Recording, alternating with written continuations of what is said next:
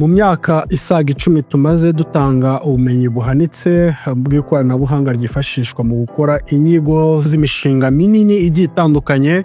Nituvuga imishinga ikomeye mwumvemo amazu, imihanda, amashanyarazi, amazi ndetse n'ibindi.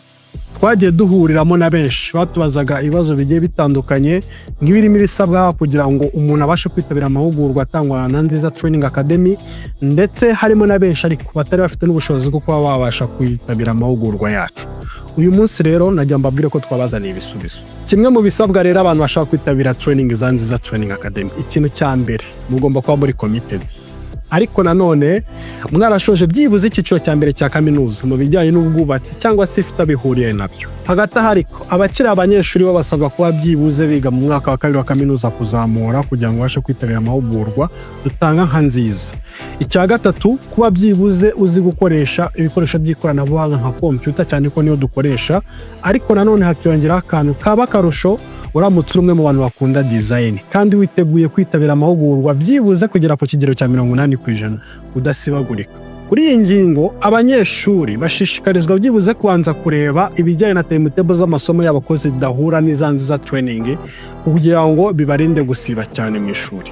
Ikindi nuko ukwiye kuba byibuze ufite laptop ya new generation yawe yo kwigiraho, byibuze ifite capacity ya i7 RAM 8 GB kandi uzi no kuyikoresha neza. Ikindi nuko ukwiye kuba byibuze ufite ubushobozi butuma ubasha kujya training zibera ku biro bya Nziza Training Academy berereye hano Kicukiro, haruguru y'akarere ka Kicukiro, umuhanda ujya kuba Desami. Nituvuga ubushobozi nimwumve ko musabwa kuba mufite imodoka, ahubwo n'uburyo bwa moyen de transport cyangwa se n'amatike azakugeza aho ngaho, kuko abaturuka mu ntara ntabwo tubacumbikira, ntabwo tubagaburira.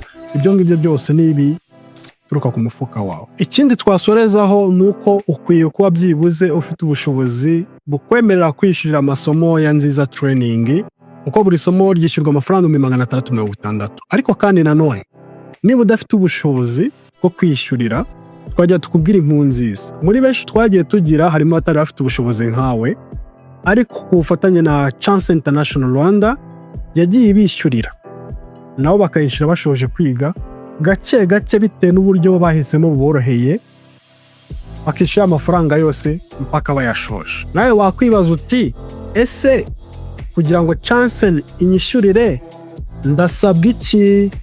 Ibisubizo nibi.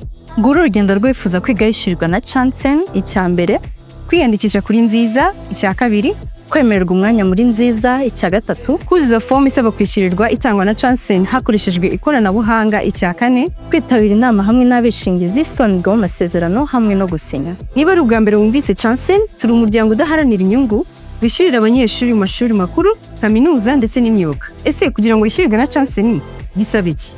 Humura ntibigoye rwose. Umunyeshuri kugira yishyurirwa na Chancen bisaba kuba afite abishingizi babiri bari hagati y'imyaka 25 na 65. Abishingizi n'abantu babiri bakuzi neza bazi kuri inyangamugayo ku buryo turamutse tugeze amakuru tugukeneraho twabakubaza. Kandi abishingizi bawe bagomba kuba batarashyingiranye. Umunyeshuri kandi asabwa kugaragaza CRB report yiwe, ibyangombwa byiwe n'abishingizi be harimo indangamuntu n'amafoto. Ikindi ni ifishi igaragaza aho utuye we n'abishingizi bawe, isinywaho n'umudugudu, isibo ndetse n'akagari. Waba uri kwibaza ifishi iturukahe? Chancen nitwe tubwiye ifishi. Wiyemeje kwiga? Wishyuriwe na Chancen usabwa kwishyura ijanisha ry'amafaranga uzaba winjiza igihe usoje amasomo, cyangwa amafaranga fatizo azwi nka flat payment buri kwezi. Nyuma yo kwiyandikisha tuzabatumira mu nama isobanurwamo amasezerano tubafashe. Murakoze.